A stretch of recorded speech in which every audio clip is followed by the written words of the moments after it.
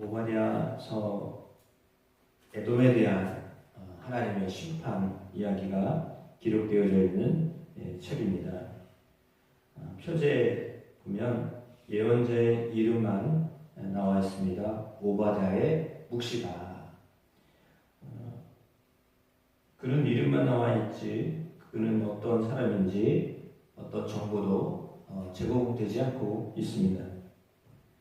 다른 예언사들에는 표제 외에 예언자가 활동하던 어떤 시기의 정황을 설명하거나, 그런데 오바댜는 전혀 그런 이야기가 나와 있지 않습니다. 다만 본 기록을 통해서 배경에 대한 단서를 확인할 수는 있습니다. 10절에서 11절 말씀에 보니까 에돔이 저질렀던 죄에 대하여 언급할 때 오바댜가 대략 예루살렘이 함락된 직후에 활동했던 선지자였다라고 하는 것을 알 수가 있습니다. 바벨론이 고대 근동에서 강력한 어떤 세력으로 급부상한 다음에 에돔은 그 바벨론 편에 서서 유다에 속해 있었던 지역에서 정치적으로 좀 확고한 자리를 위치하려고 하였습니다. 이것을 통해서 그도 형제 나라였던 유다를 압박했습니다. 그러니까 이러한 역사적인 맥락을 반영하는 오바댜서는 하나님은 역사의 주관자이시고 악한 행위에 대해서도 반드시 심판을 하시는 분이시다 라고 하는 것을 알려주고 있습니다. 1절에서 4절 말씀은 예레미야서 49장 7절에서 16절과 내용이 매우 유사합니다. 둘 중에 어떤 본문이 먼저인지는 확실하지 않지만 예언자가 전승에 대해서 잘 이해하고 있었다라고 하는 것을 알려주고 있는데, 오바댜는 크게 에돔의 악행에 대하여서 하나님의 심판과 또 에돔의 멸망에 대하여서 다루고 있습니다. 그리고 또한 온 세계를 향한 야훼의 날, 그것을 다루는 단락으로 나눌 수 있는데요. 오늘 1절에서 14절까지 본문의 말씀을 통하여서 또 함께 은혜받는 시간이 되기를 원합니다. 1절로 9절에는 여호와께서 에돔을 심판하실 것이다 라고 하는 말씀입니다.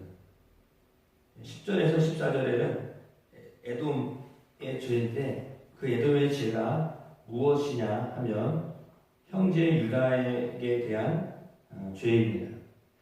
그래서 오늘 이 본문의 말씀이 그냥 다른 민족에 대한, 에돔에 대한 말씀인데 왜 이런 말씀이 또 성경에 기록되어져 있을까라고 하는 것을 생각하면서 또 은혜 받는 시간이 되시기를 축복합니다. 에돔은 하나님의 심판을 받게 되는데 그 이유에 대하여서는 10절에서 14절에 말씀하고 있습니다. 사실 거의 비슷한 죄를 짓고 있습니다. 그러니까 본다고 하는 것은 상당히 중요한 어떤 교육인데, 에돔의 경우에도 역시 마찬가지로 그가 이웃에 대하여서 특별히 아픔에 대해서 침묵하는 것을 하나님은 지금 말씀하고 계십니다. 그러니까 옆 민족, 옆 나라 유다가 바빌론에 의해서 침략을 당하면서 숱한 어려움들을 겪고 있었는데 왜 그것에 대해서 너는 아무 소리 하지 않느냐, 왜 그것에 대해 함께 아파하지 않느냐라고 하는 것을 지금 말씀하고 계신 겁니다. 아이고 쌀았어, 그럴 줄 알았다, 이렇게 반응하고 있는 어쩌면 그런 모습이 에돔의 모습이었거든요. 그러니까 당할 만큼 당해야지 정신 차리지, 이런 거죠. 그러니까 그것에 대해서 오늘 하나님이 똑같다, 너의 죄가 바로 그런 판단하는 죄다, 교만한 거다라고 지적하고 계신 것입니다. 아픔에 대하여서 침묵해서는 안 된다라고 하는 것이 하나님의 말씀입니다. 오늘 본문에 보니까 3절, 2절과 3절에 이렇게 되어 있습니다. 내가 너를 나라들 가운데 매우 작게 하였으므로 내가 크게 멸시를 받느니라 라고 했습니다. 하나님의 손에 달려있다라고 하는 겁니다. 에돔의 운명도 하나님의 손에 달려있다라는 거죠. 그래서 내가 너를 너무 아주 작게 만들었다. 그러나 내가 크게 멸시를 받는다 라고 했습니다. 왜냐하면 3절에 너의 마음의 교만이 너를 속였기 때문이다 라고 하는 것입니다. 바위틈에 거주하고 높은 산에 사는 자여, 내가 마음에 이르기를 누가 능히 나를 땅에 끌어내리겠느냐. 에돔 지역은 높은 지역에서 살 수밖에 없고 그런 지역입니다. 지역 자체가 그렇습니다. 그런데 참 놀랍게도 그런 높은 지역에 살고 안전한 곳에 살기 때문에 우리는 누가 손을 못 댈 거다라고 하는 그런 마음을 가지고 살았죠.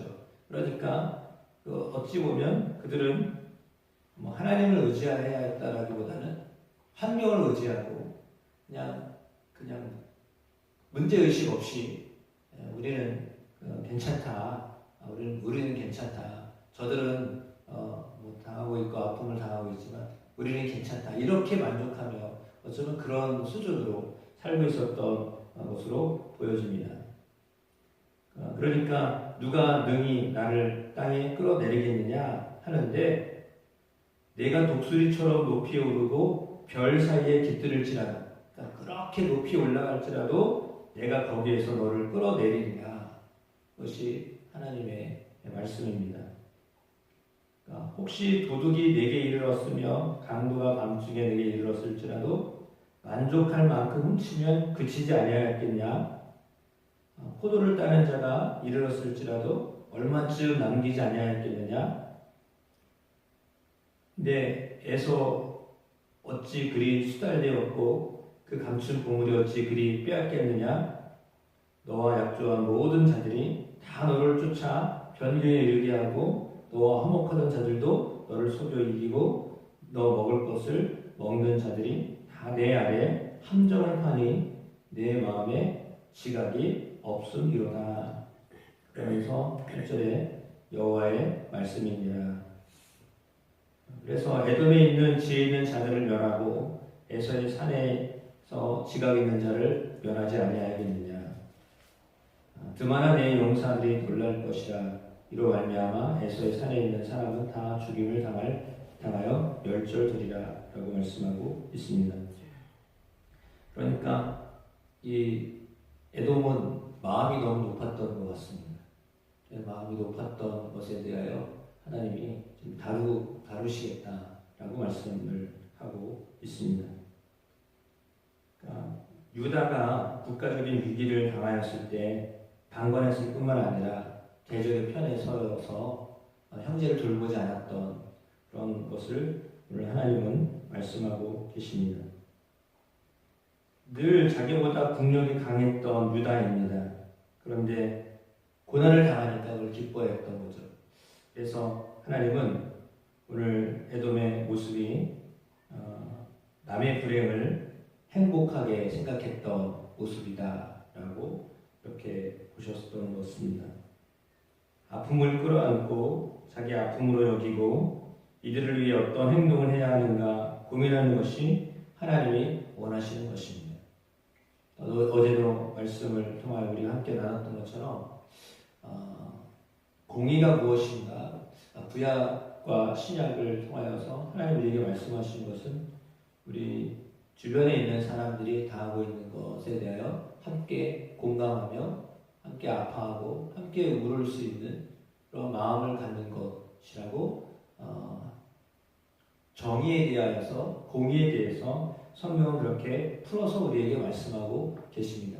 어떤 거대한 나라를 위해서 뭔가를 해야 되고 이런 것도 당연히 그 속에 들어가겠지만, 그렇게까지 하지 못하더라도 내가 내 주변에 있는 사람들, 그냥 당장 아파하고 힘들어하고 있는 사람들과 더불어서 같은 마음을 품고 같이 아파해주고 같이 기뻐해주고 하며 사는 것, 그것이 하나님이 우리에게 원하시는 삶이다라고 하는 겁니다. 그러니까 에돔의 경우에는 그것이 그 마음이 너무 부족했던 거죠. 왜냐하면 늘 어떻게 보면 에돔의 경우는 피해 의식이 있었던 겁니다. 늘 유다는 괜찮았고 자기들은 당하였던 상황이니까 유다가 힘들어졌을 때 이제 속으로 너무 좋아했던 거죠. 이제 그것조차도 하나님이 그리 좋아하시지 않으셨던 겁니다. 그러니까 어찌 보면 우리는 삶을 살면서 이 경쟁이나 비교나 이런 것이 없을 수는 없어요. 생기거든요. 자연스럽게 우리가 살다 보면 아우 저 사람보다 나아야 될 텐데 저 집보다 나아야 될 텐데 왜 우리는 이렇지? 라고 하는 그런 마음들이 자꾸 생겨요.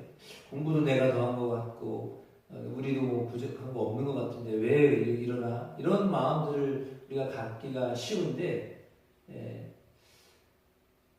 이제 그런 마음을 갖다 보면 진정으로 우리 안에 이 하나님을 바라보는 눈이 아니라 자꾸 사람을 바라보면서 내 형편 바라보면서 그러니까 사람 보고 나보고 저 사람 보고 이러다 보니까 하나님을 볼 틈이 없어요. 그러면 하나님이 내게 허락하신 내 삶에 또한 나에게만 주신 하나님이 나에게만 주신 내 삶에 사명이 있는데 그거는 생각하지 못하고 그냥 비교만 하다가 그냥 스스로 패배자다라는 마음으로 살기가 쉽거든요. 그러면 뭐 그 안에는 당연히 감사하는 마음이 있을 수가 없죠. 늘 비교하면서 부족한 것만 보니까요. 그러니까 늘 그 안에서는 하나님을 향하여서 하나님 감사합니다라고 하는 그런 진정 어린 그런 고백을 할 수가 없게 되는 겁니다. 그래서 우리가 어쩌면 에돔의 죄를 우리도 또한 지을 수 있습니다. 왜냐하면 우리가 늘 뛰어나지는 않거든요. 예수님을 믿는다고 하고 교회 다닌다고 하지만 남들보다 훨씬 뛰어난 삶을 살지는 않을 수 있거든요. 늘 좋은 것만 누릴 수 있거나 경험하거나 그러지는 않을 수 있거든요. 그렇기 때문에 때로는 이렇게 다른 사람을 자꾸 비교하다 보면 그러다 보면 이제 우리의 마음에 오히려 이렇게 나도 괜찮은 사람인데 왜 하나님은 내가 이런 어려움을 당하게 해야 되나 라고 하는 쪽으로 이제 가게 됩니다. 그러다 보면 마음에서부터 병이 생기는 거죠. 참 비교의식을 안 가져야 되는데 눈뜨려 보이고 또 겪고 그런 일들이기 때문에 참 어려운 일들입니다.